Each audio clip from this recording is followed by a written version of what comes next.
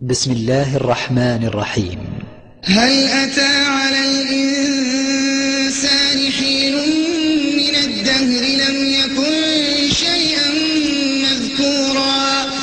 إنا خلقنا الإنسان من نطفة أمشاج نبتليه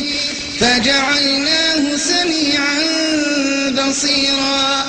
إنا هديناه السبيل إما شاكرا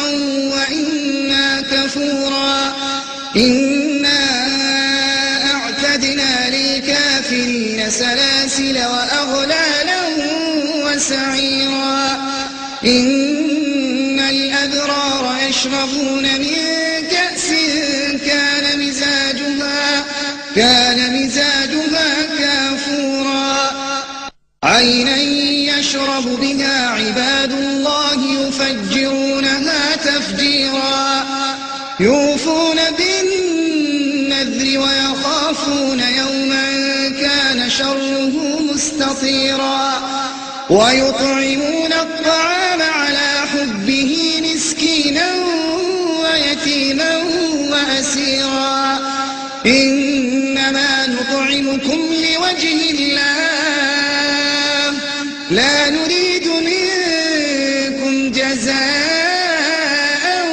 ولا شكورا إنا نخاف من ربنا يوما عبوسا قمطريرا فوقاهم الله شر ذلك اليوم ولقاهم نضرة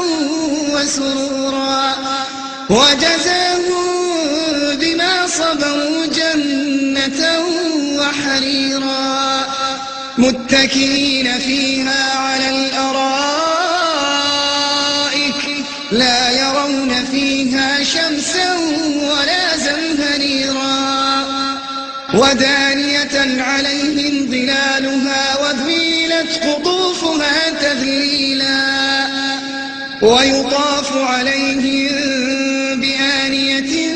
من فضة وأكواب كانت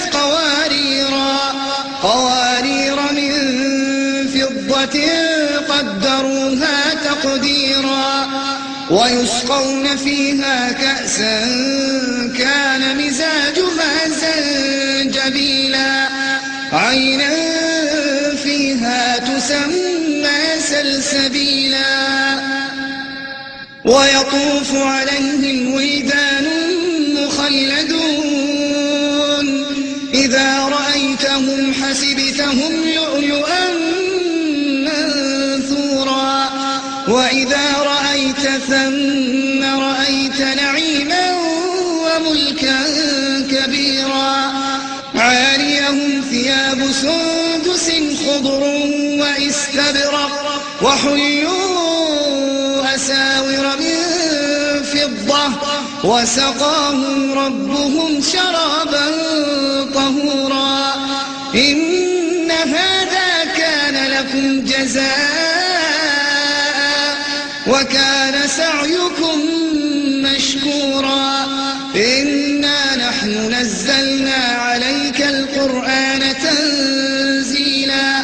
فاصبر لحكم ربك ولا تطع منهم آثما أو كفورا واذكر اسم ربك بكرة وأصيلا ومن الليل فاسجد له وسبحه ليلا طويلا إن هؤلاء يحبون العاجلة ويذرون وراءهم يوما ثقيلا نحن خلقناهم وشددنا أسرهم وإذا شئنا بدلنا أمثالهم تبديلا إن هذه تذكرة فمن شاء اتخذ إلى ربه سبيلا وما تشاءون إلا أن يشاء الله إن الله كان عليما حكيما يدخل من يشاء في رحمته والظالمين